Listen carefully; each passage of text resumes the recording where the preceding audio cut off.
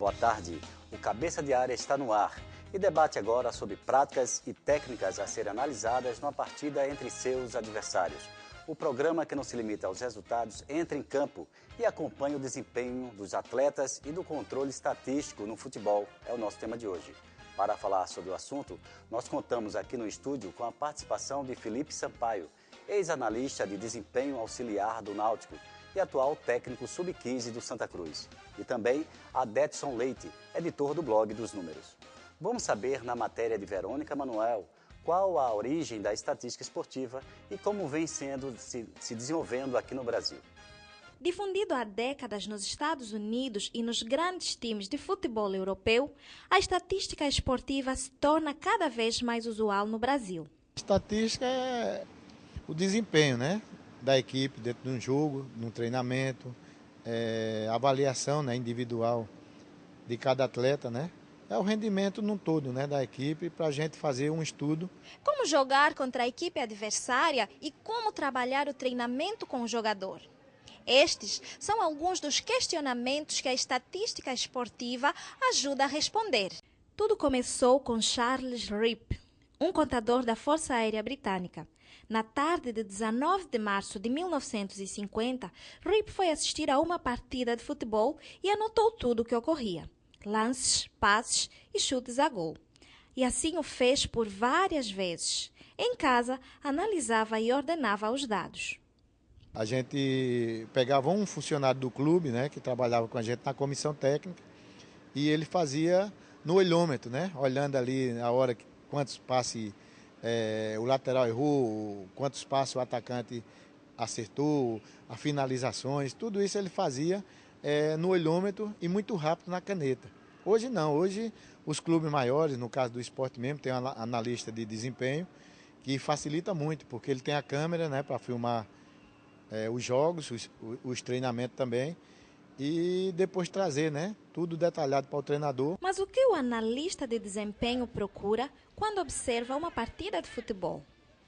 Parte técnica, A gente vê muito o biotipo, a qualidade no passe, Como é que se for um atacante, uma movimentação do atacante, se for um volante que hoje não tem mais aquele volante burucutu, um volante que chegue no gol, que tem um passe bom, tem um desarme bom.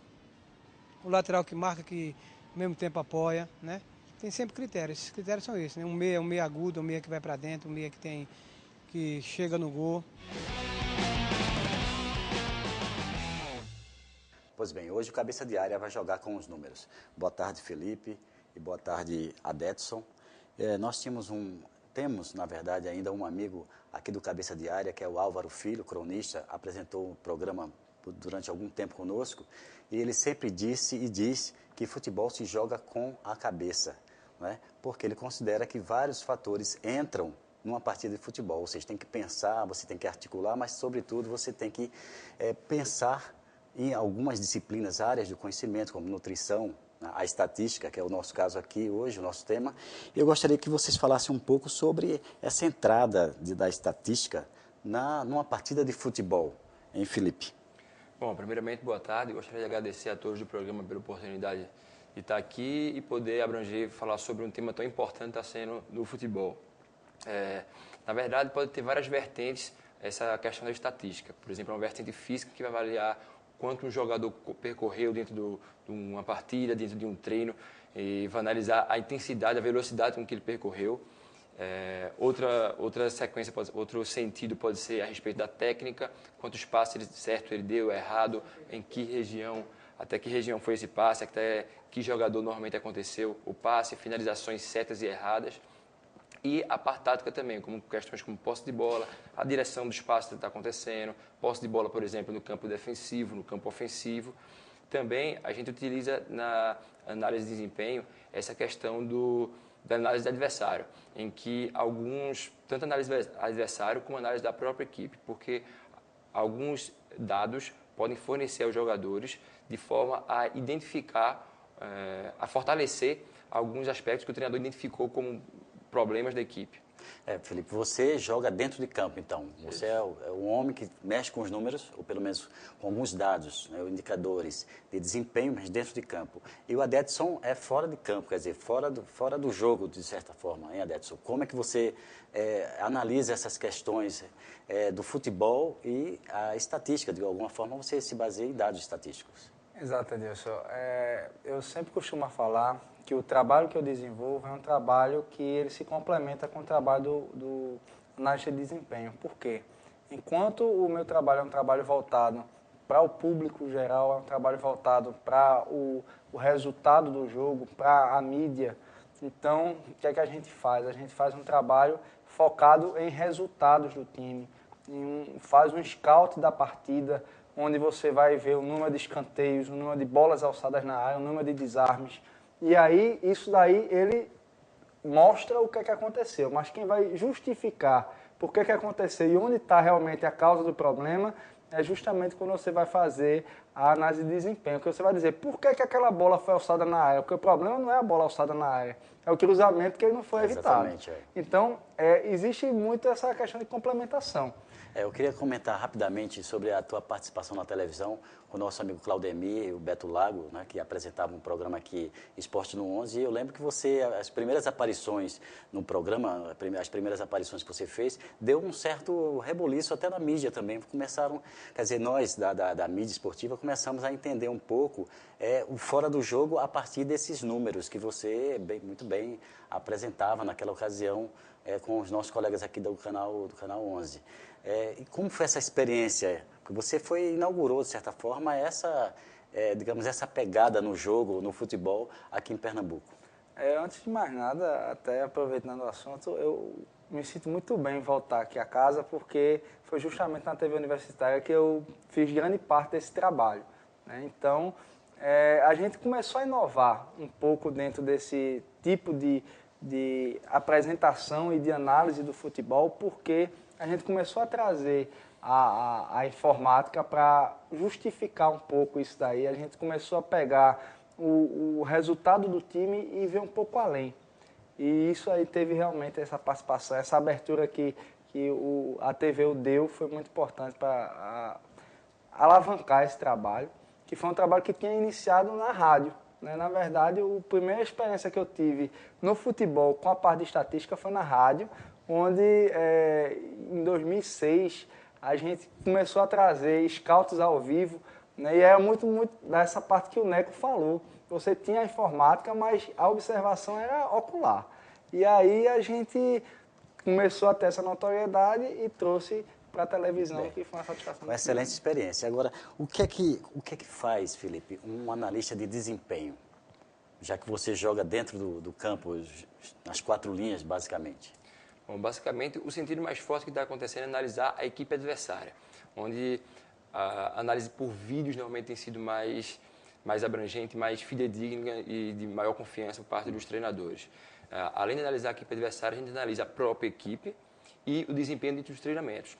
A partir daí, a gente passa as informações que nós consideramos relevantes ao treinador e aí ele vai tomar suas decisões estratégicas, entre outras. Além disso, a gente pode fazer uma análise de outros jogadores a serem contratados pela nossa equipe e analisar os jogadores que vêm na categoria de base, com acompanhamento, jogo a jogo, e principalmente aí entra a parte da estatística, porque às vezes a gente não tem acesso a estar acompanhando todos os jogos de todos os jogadores que nós monitoramos. Porém, a estatística pode chamar a atenção de algum outro jogador que talvez a gente não tenha reparado antes. Então, qual a diferença, Adedson, da análise do analista estatístico, ou da análise estatística pura e simplesmente? Ele parte muito do princípio seguinte, a gente trabalha com uma ferramenta básica que se chama o número, né? E o número ele pode ser interpretado de várias maneiras. Por exemplo, se você for pegar o aproveitamento de um time e você disser o seguinte, um time ele tem 65% de aproveitamento na competição. Essa informação ela pode até ser interpretada como completa, mas se você começar a esmiuçar ela, você vai dizer o seguinte, vai começar a trazer algumas perguntas. Por exemplo, esse aproveitamento como mandante e como visitante é igual? Esse aproveitamento diante de equipes que têm um maior poder ofensivo, vamos chamar os grandes clubes que estão na competição, ele é igual com os pequenos clubes? Então, Essa é a parte que você começa a detalhar. E a derivada natural disso daí é você chegar no campo. Então, a partir do momento que você diz o time ele não alcançou resultados, aí você vai começar a entrar dentro do clube e vai dizer, olha, fulano de tal não jogou. Né? O atleta estava contundido, o atleta passou mal. E aí você começa a fazer essa junção, porque o número em si ele não é capaz de explicar. Ele aponta. A interpretação, né? Que é fundamental. Exatamente. Né? Então, a análise do desempenho é importante para o futebol. Saiba por quê. Em todos os jogos, a tática é a mesma. Profissionais de clubes esportivos se propõem a analisar o desempenho de cada atleta. Atualmente, é necessário apenas um clique para o treinador saber como o adversário do próximo jogo defende ou ataca. Qual a importância disso? Em todos os momentos do futebol hoje, a análise de desempenho é importantíssima. Desde o início, na montagem do grupo, é ela que vai gerar um banco de dados, onde vai gerar características de atleta, em cima de cada função que o treinador gosta. Então, se o treinador gosta de uma equipe que joga em tal sistema tático, ele precisa de características que atinjam aquele objetivo. E você tendo um banco de dados, o treinador pode escolher em cima disso. Características, tempo de jogo que esse atleta jogou no ano anterior,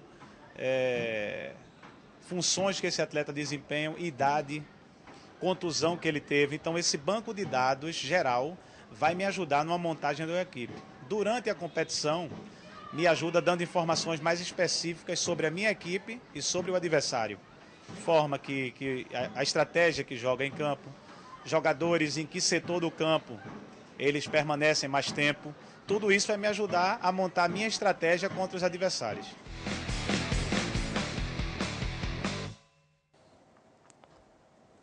Pois bem, o Felipe, foi um pouco do que você já falou, né? Quer dizer, o técnico ele tem que observar toda uma conjuntura da sua equipe e os indivíduos que nessa equipe, ou seja, na verdade os atletas que participam dessa equipe. Então, não só isso, como também a equipe adversária como um todo e cada jogador daquela equipe adversária. Não é muito trabalho, não é muito número que você começa a mexer, não. Quer dizer, não dá nem tempo para treinar, então.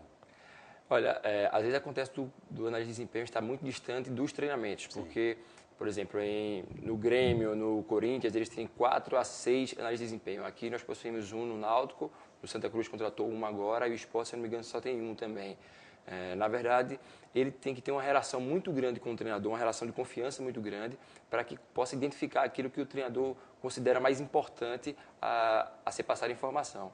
A respeito das equipes adversárias, por exemplo, eu costumo dividir em 2 vertentes. A primeira é você identificar aquilo que é padrão das equipes, ou seja, aquilo que as equipes fazem com frequência e que você sabe, por exemplo, elas atacam por essa forma, elas defendem dessa forma. E também aquilo que é diferencial, como as equipes que atacaram a equipe A de uma forma X, elas tiveram um êxito maior. Então, você começa a identificar, principalmente através de vídeos, e é por isso que é importante você estar sempre atrelando o vídeo ao dado.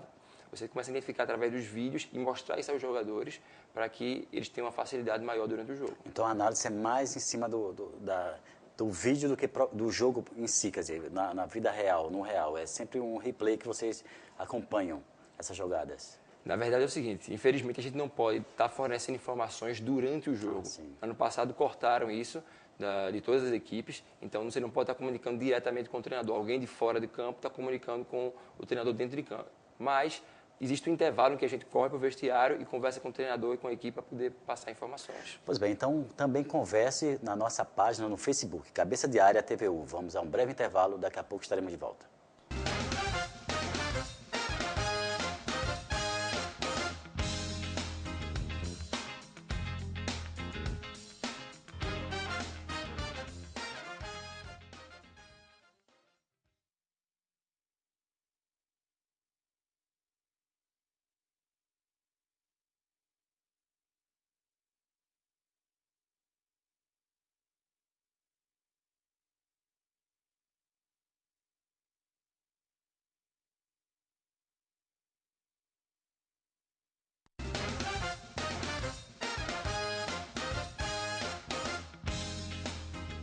Estamos de volta com o programa Cabeça de Área. Hoje o nosso tema é estatística no futebol. E contamos com a presença de Felipe Sampaio, ex-analista de desempenho auxiliar do Náutico e atual técnico sub-15 do Santa Cruz. E conosco também Adetson Leite, editor do blog dos Números. Temos um clipe de futebol e gostaríamos que o Felipe e também o Adetson comentassem a respeito das estatísticas presentes nessas jogadas. Vamos conferir.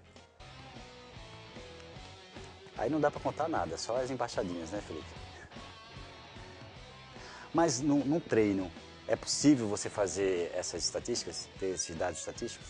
A respeito de quê? Desse tipo de lance ou... Nos lances propriamente sim, né? Normalmente quando...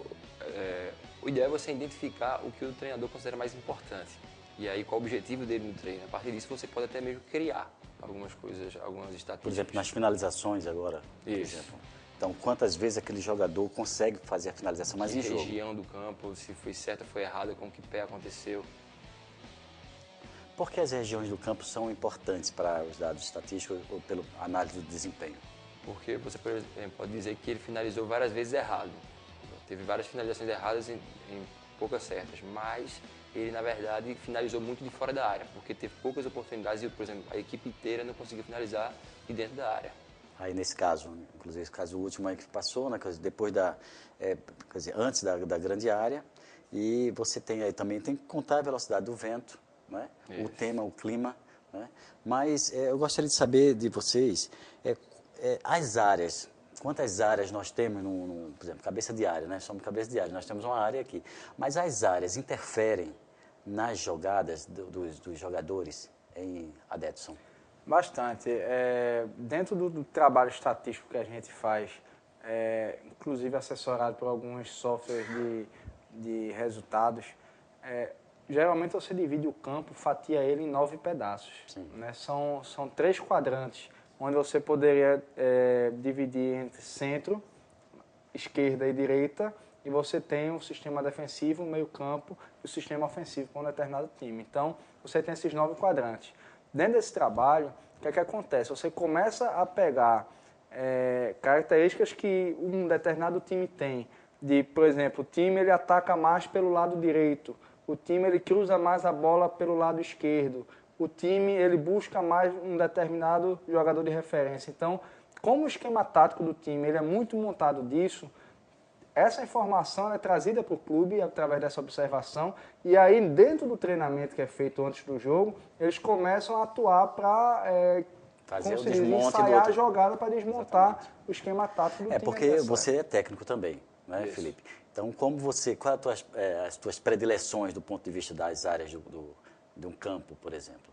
Quais são as predileções? Mais para a direita, mais para a esquerda? Como é que você gosta de jogar, colocar o time em jogo, em campo? Vai depender da característica da minha equipe. É importante que, ao definir uma forma de jogar, um modelo de jogo, você entenda bem qual é a característica da sua equipe. E aí, se ela tem um potencialismo um pouco mais pelo centro, atacando pelo centro, ou pela direita ou pela esquerda, vai depender principalmente da característica dos atletas. Então, aquilo que caracteriza mais aquela equipe, mais aquele atleta, mais um investimento das jogadas, né? Das finalizações, mais pelo lado direito, mais esquerdo, mais pelo meio. Lembrando também de adaptar algumas situações à equipe adversária. Por exemplo, a equipe adversária é muito forte pelo lado esquerdo, ou tem uma defesa muito fraca também pelo lado esquerdo. Nós tivemos aqui uma participação do Marcelo Valença. É professor, está fazendo um estágio dentro da Universidade Federal de Pernambuco. Ele desenvolveu um trabalho sobre gestão de projetos e pegou o futebol como um exemplo de estudo dele. Inclusive, na ocasião, acho que foi o ano passado, ano atrasado, ele fez um estudo em cima do Santa Cruz, quer dizer, dos times do Nordeste, Pernambuco especialmente, e o Santa Cruz aparecia ali com dados estatísticos bastante significativos. Vocês acham que um estudo como esse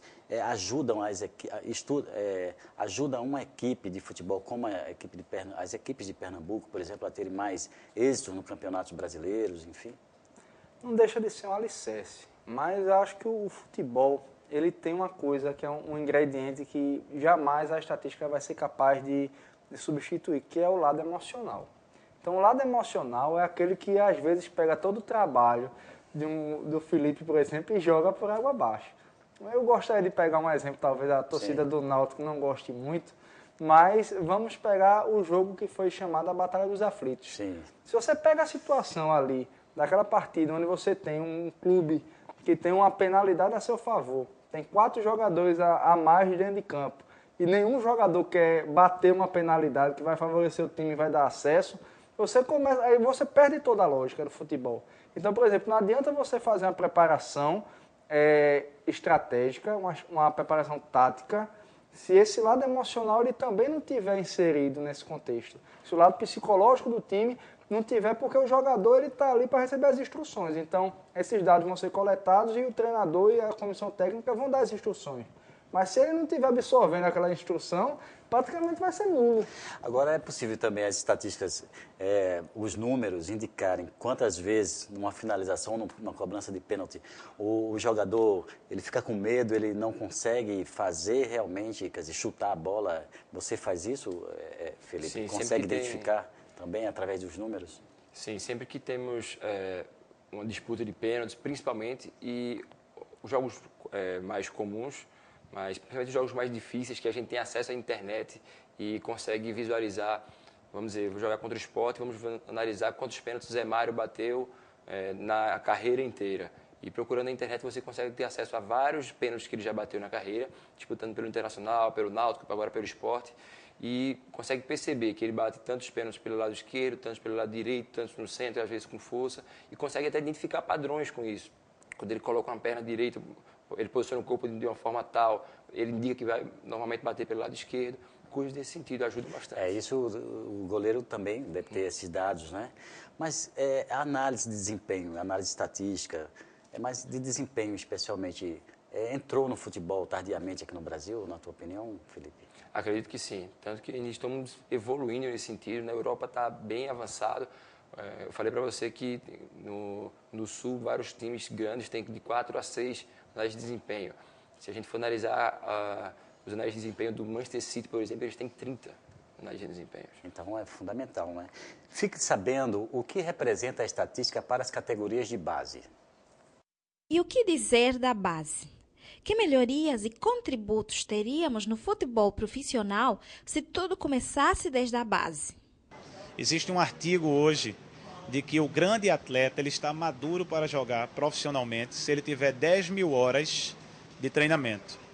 E se você tem um banco de dados dizendo que um atleta já tem 7.000 horas de trabalho, e isso é comprovado, a gente vai acertar muito mais no profissional. Porque a gente tem certeza de que esse atleta traz com ele uma bagagem de aprendizagem muito grande, o que vai oportunizar lá em cima ele jogar com muito mais maturidade. Então hoje o atleta chega e ele diz que jogou, não tem esse banco de dados. Como hoje essa análise de desempenho veio para, vamos dizer, preencher esse espaço que a gente não tinha, hoje um treinador profissional, ele tem nas suas mãos todo o histórico do atleta. Então eu posso saber o tempo de treinamento que ele tem, quantidade de competição que ele já disputou, quantidade de partidas que ele jogou efetivamente, se ele já teve contusão. Então tudo isso vindo da base, o treinador vai ter um histórico. E eu, como treinador, vou privilegiar aquele atleta que tem uma maior maturidade, uma maior vivência, complexidade. É o que se diz hoje, por exemplo, a seleção brasileira jogou a Copa do Mundo com uma equipe muito inexperiente. Jogadores extraordinários, mas que nunca tinham vivido uma Copa do Mundo. Isso, de repente, pesou. A Alemanha veio para uma Copa do Mundo com um time que tinha jogado a Copa anterior. Então, veja que o histórico vai definir. Então, se está desde a base, que seria a melhor forma, seria importantíssimo para a montagem de uma equipe no profissional.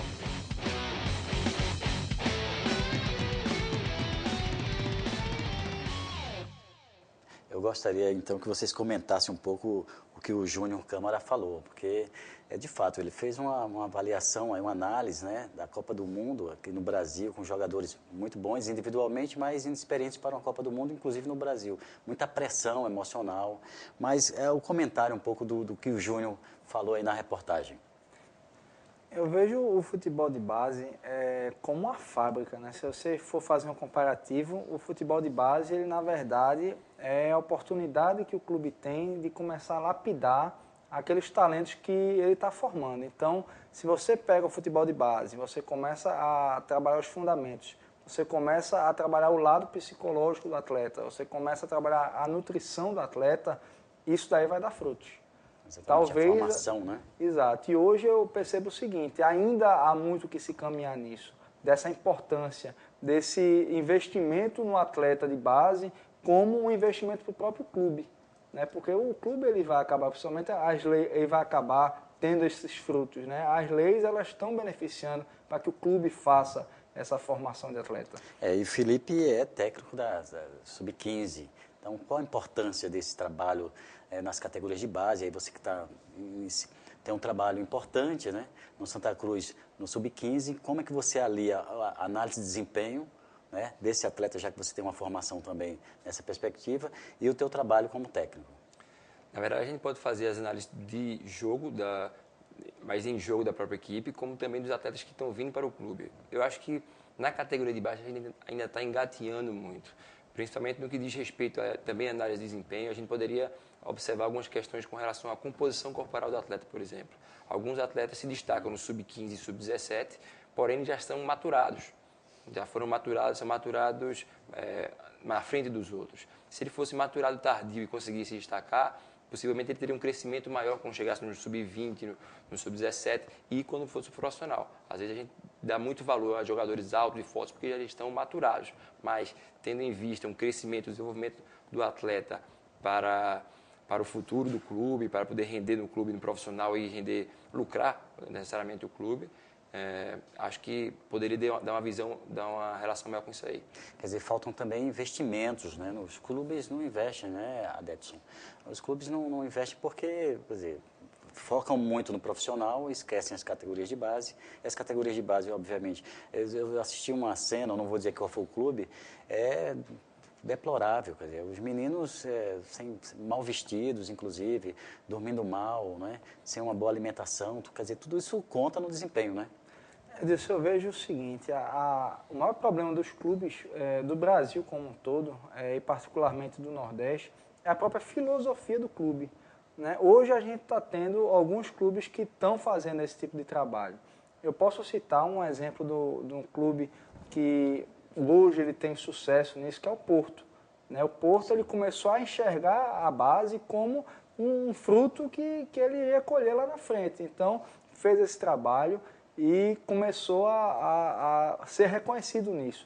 Um outro trabalho que vem sendo muito bem sucedido é o do Atlético Pernambucano, né? O Atlético Pernambucano que vem, inclusive, na descendência do Santa, do futebol de base do Santa e que acabou descambando lá no Atlético. E o Atlético hoje, ele já, por exemplo, em 2015, o Atlético já está na Série A1 do Pernambucano. Então, mostra que se você fizer realmente essa visão de longo prazo, você investir, você ter paciência. Sem ter pressa, né? Você tem que ter paciência. Logo lucrar, né? Hoje, só para explicar é o seguinte, hoje o clube, ele não tem nem a filosofia de esquema tático. Então você não consegue ver um treinador passar 2 ou 3 temporadas, é muito difícil. E só vem se realmente ele tiver resultados muito consistentes. E aí o reflexo... Quer dizer, os clubes eles estão com pressa de ganhar dinheiro, fazem um investimento muito pequeno no jogador, não nas categorias de base, mas o jogador mais ou menos pronto, e aí já querem vender esse jogador, já ganhar dinheiro. Bem, o Cabeça de Área encerra com esse programa aqui. Muito obrigado, Felipe, obrigado, Adedson. Sucesso aí no blog dos números, vamos lá visitar de vez em quando, tá ok? E boa sorte aí na Sub-15 do Santa Cruz, que precisa, quer dizer, todos os Sub-15 precisam realmente de elevar o futebol pernambucano. Muito obrigado pela participação de vocês. E visitem a nossa página no Facebook, Cabeça de Área TVU. Muito obrigado pela audiência, até a próxima semana com mais um Cabeça de Área.